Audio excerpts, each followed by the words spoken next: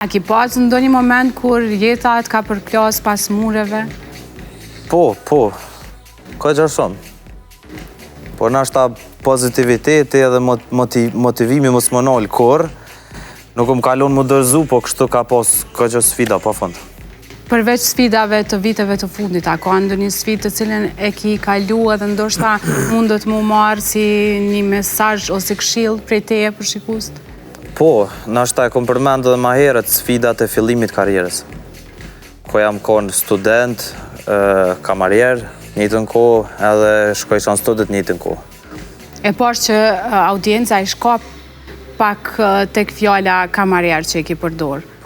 Po njëkohësisht e kishe sqaru pak a shumë se çka ki dasht me tregu? Po, kom dasht me tregu që është një shembull i mirë me punu kamarier, nuk është. A mendojnë që sot në çmimet e viteve të fundit që po ndodhin në showbizin shqiptar mundet dikush me përballu mi te kalu që me mujt me kriju një këngë se dikur kanë qenë më tulta.